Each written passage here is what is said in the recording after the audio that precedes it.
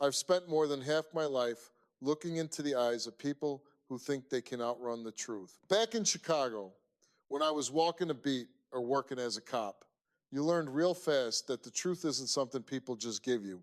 You have to find it. You have to pull it out of the shadows. I've sat in interrogation rooms for hours, smelling the stale coffee and the sweat of men who thought they were smarter than the badge I wore. They'd look me right in the face with a straight spine and a steady voice and tell me things that defied the laws of physics and the rules of common sense. I've seen it all. I've seen the way a liar's eyes dart when they hit a wall in their own story. I've seen the way they try to play the victim when they're the ones who left the bruises. And after 30 years of this, I don't have any patience left for the games. I don't have any room in my life for the excuses. When you've seen what I've seen, the broken homes, the terrified children, the women who are afraid to look in a mirror because of what's staring back at them, you lose the ability to play nice. You don't want to hear about misunderstanding. You don't want to hear about how it's not what it looks like, because usually it's exactly what it looks like, maybe even worse. I was standing backstage looking at the monitors before I walked out there, and I saw a picture that made my blood cold. It was a photo of a young woman named Monica. She had 2 black eyes, and I'm not talking about a little discoloration or a faint shadow. I'm talking about deep purple, swollen welts that had shut her eyelids halfway. It looked like she'd been in a high-speed collision or a professional boxing match without the gloves. And then I saw the man sitting on my stage. Brian, he was sitting there with his arms crossed, looking defensive, looking like he was the one being inconvenienced by the whole situation. When my producers told me what his defense was, I actually had to stop and ask them to repeat it. I thought I'd misheard, but I hadn't. Brian's story, the hill he was prepared to die on, was that Monica had given those black eyes to herself. He claimed she'd punched herself in the face repeatedly just to get him in trouble. You have to understand something about me. I've responded to hundreds of domestic violence calls. I've seen the aftermath of accidents where women supposedly fell down the stairs or tripped over a rug. I know what human hands do to human flesh. I know the force it takes to rupture the small blood vessels under the skin of the orbital bone. You don't do that to yourself. It's a physical instinct to stop before you hit yourself that hard. Your brain won't let you do it. But here was this guy sitting on my stage, ready to tell me and my audience that this girl who looked half his size had systematically beaten her own face into a pulp. I walked out through those doors, and the energy in the room was like a pressure cooker. The audience saw the photos. They saw Monica sitting there, trembling, trying to hide behind her hair. And then they saw him. I didn't sit down.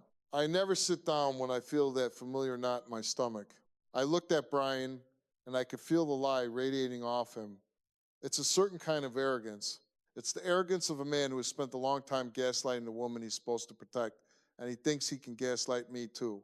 He thinks because he's on a stage and there are cameras around that I'm going to be some polite host who listens to both sides. He doesn't realize that when I see a woman with 2 black eyes and a man claiming she did it to herself, there aren't 2 sides.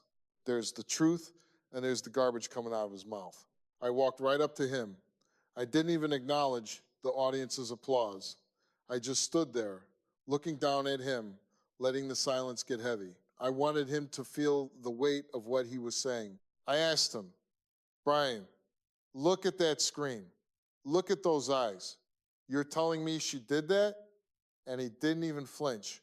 He looked me dead in the eye and said, yes, Steve, she's crazy. She wants to ruin my life. She did that to herself while I was in the other room. The lack of shame in his voice was what got me. It wasn't even a shaky lie. It was practiced. It was the kind of lie someone tells when they've said it so many times, they've started to believe their own delusion. I looked over at Monica.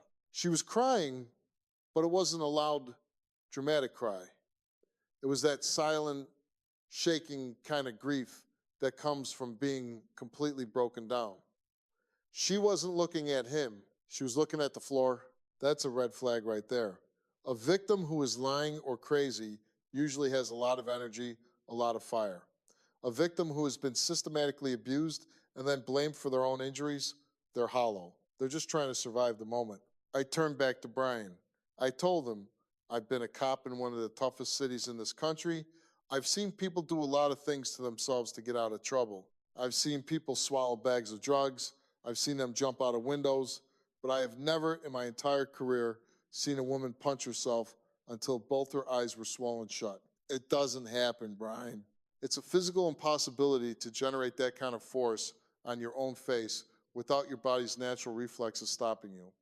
So, I'm going to ask you again, and I want you to think real hard before you answer. Did you hit her? He started with the look, Steve routine. I hate that. Whenever a guy starts a sentence with look, Steve, he's trying to establish a rapport he hasn't earned. He's trying to act like we're two guys just talking shop. We aren't. I'm a man who respects women, and he's a man who, in my opinion, treats them like punching bags. He started talking about how she has a history of mental health issues, how she's unstable, how she's done this before. He was trying to pivot. That's another classic move. When you can't defend the act, you attack the victim's character. You try to make it seem like she deserved it or like she's so far gone that her testimony doesn't matter. But the photos didn't care about her mental health. The photos were objective reality. Those bruises were a map of a struggle, a map of violence. I could feel the heat rising in my neck. I looked at Monica and asked her to tell me what happened that night. Her voice was so small, I could barely hear it over the hum of the studio lights. She talked about a dinner that went wrong.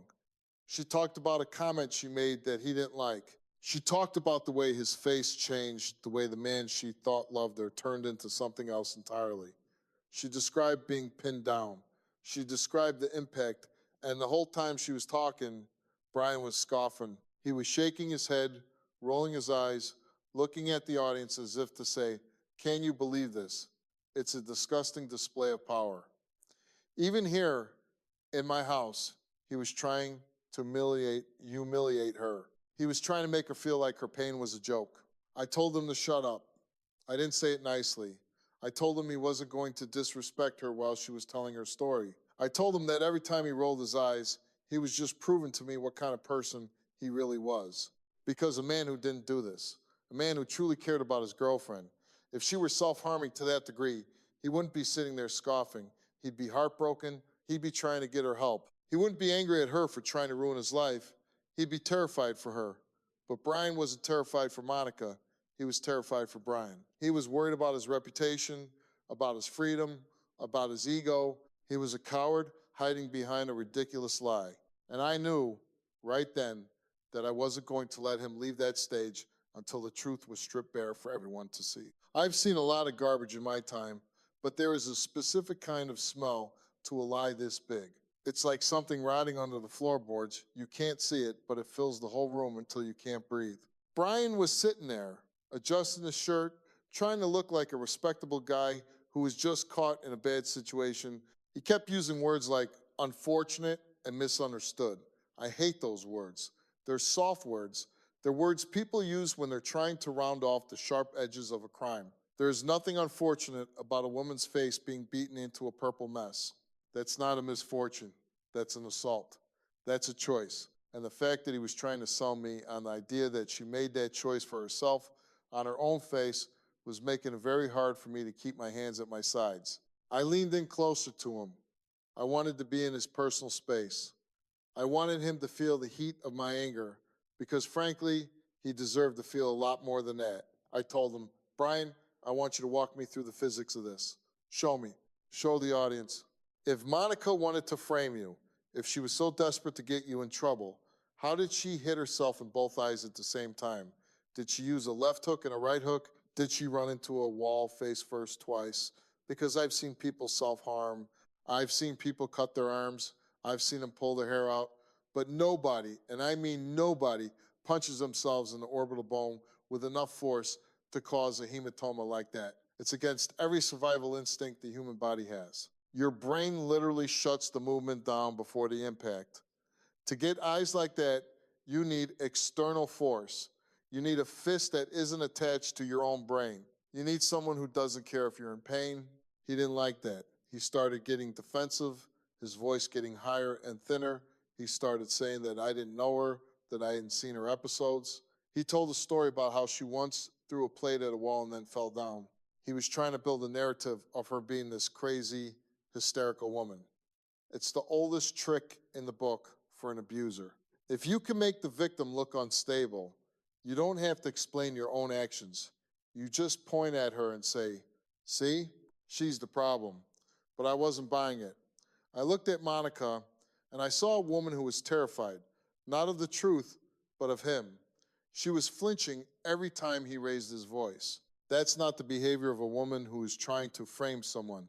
Someone trying to frame you is aggressive, they're loud, they want to make sure everyone hears the accusation. Monica looked like she wanted to disappear into the upholstery of the chair.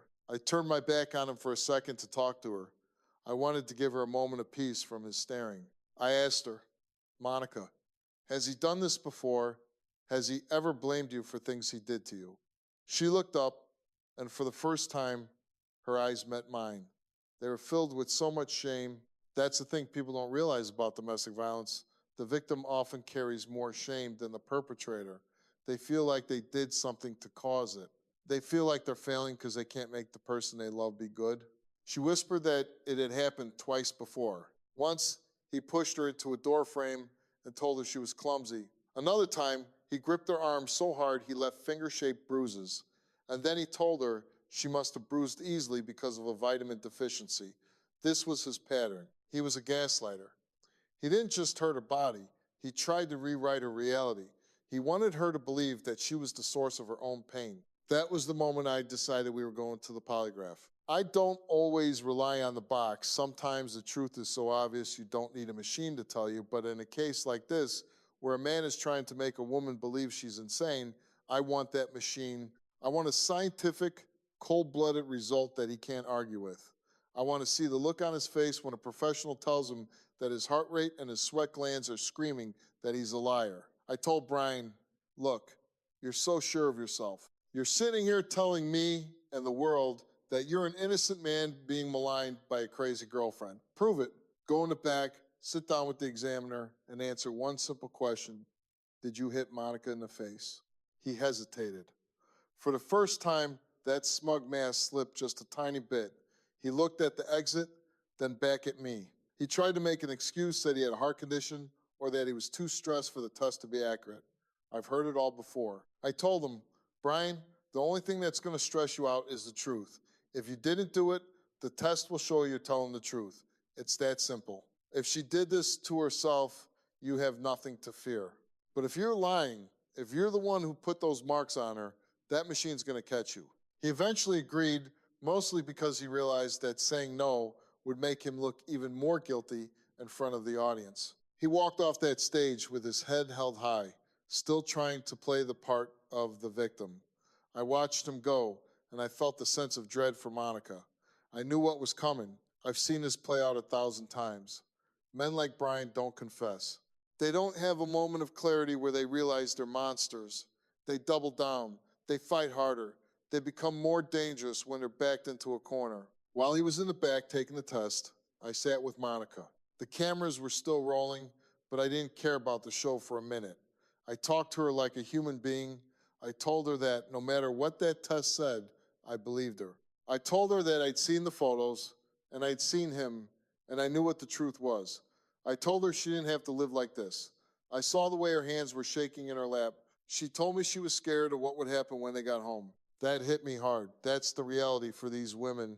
The show ends, the lights go down, and they have to go back to the house where the violence happened. They have to get in the car with the man who just lied about them on national television. I made a promise to her right then. I told her, Monica, you are not going back to that house with him. We have resources. We have people who can help you.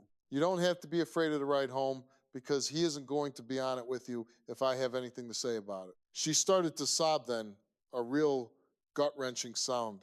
It was the sound of a woman who had been holding her breath for years.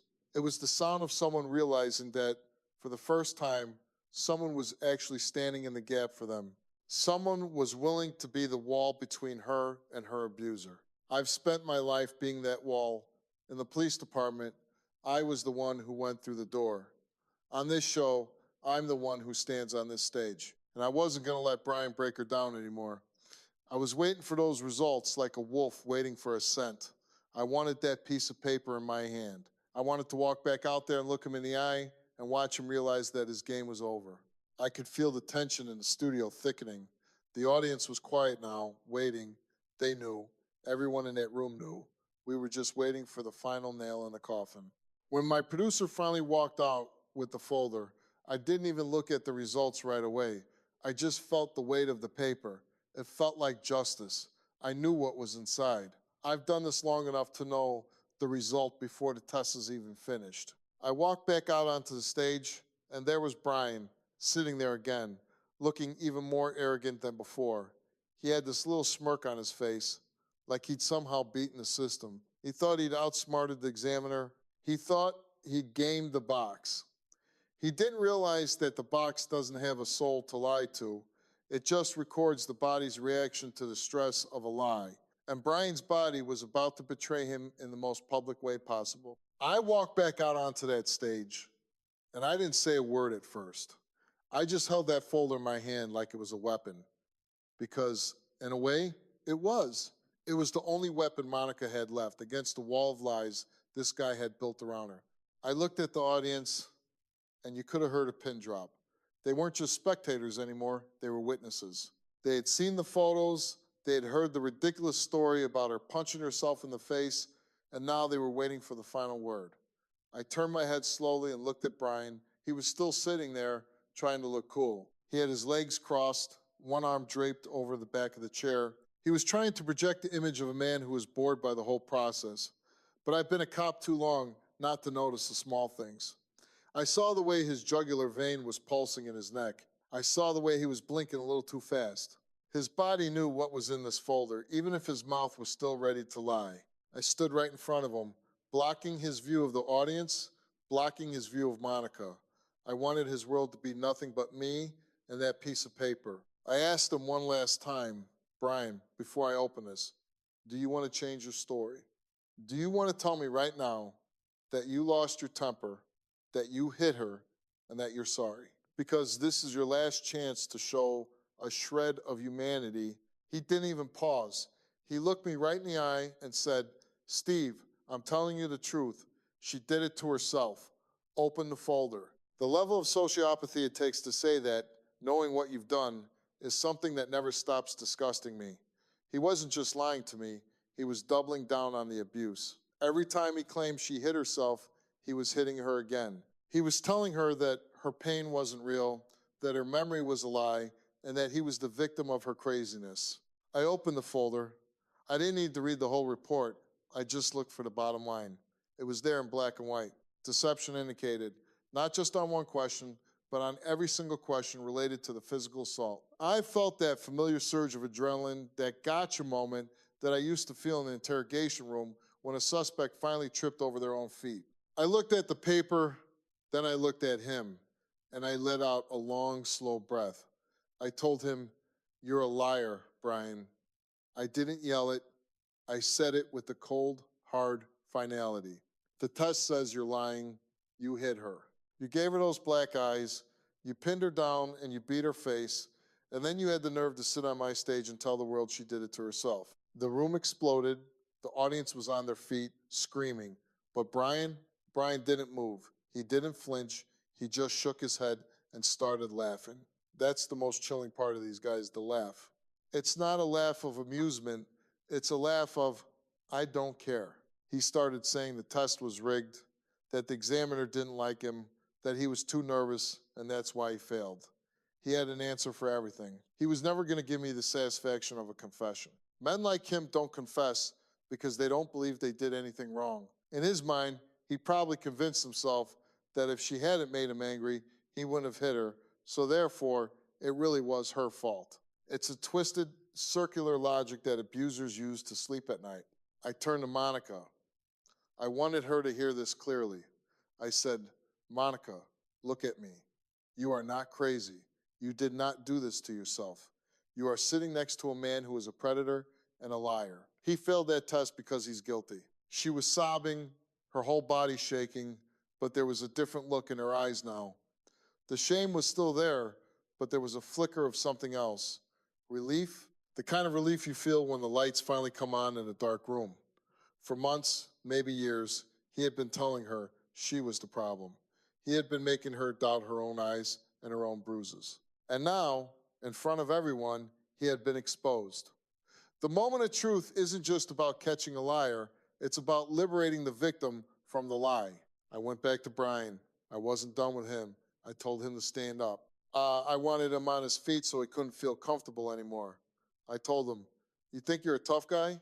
You think hitting a woman who's half your size makes you a man? Where I come from, we call people like you cowards. You're a coward because you hit someone who can't hit back. You're a coward because you lied about it. And you're a coward because even now, with the truth staring you in the face, you're too weak to admit what you did." He tried to interrupt me, tried to give me more of his "she's crazy" garbage, and I just shut him down. I told him I didn't want to hear another word from him. I told him his voice was an insult to everyone in that room. I started thinking about the physics of those injuries again. Now that I had the polygraph results, the mental image of the assault became even more vivid. I could see him standing over her. I could see the force of the blows. When you see a woman with two black eyes, you're seeing multiple points of impact. You're seeing a sustained attack. This wasn't a one-time mistake. This was a beating. And he had the audacity to say she did that to herself. I've seen people with broken spirits, and I've seen people with broken bodies, but Brian was trying to break both at the same time. He wanted to leave her with the physical scars and the mental trauma of being blamed for them. I leaned in, and I could smell the fear on him now. He was trying to keep up the act, but he knew he'd lost. He knew he wasn't going to get away with it this time. I told him, "You know what happens next, Brian. You're going to leave this stage. You're going to go out those doors. But you're not going anywhere near Monica. We have security here, and we're calling the local authorities. We're going to make sure they have a copy of these photos and a copy of this test. You think this is just a TV show? You think you could just go back to your life and keep hurting her? Not on my watch." He looked at the security guard standing at the edge of the stage, and for the first time, he looked small. The bravado was draining out of him.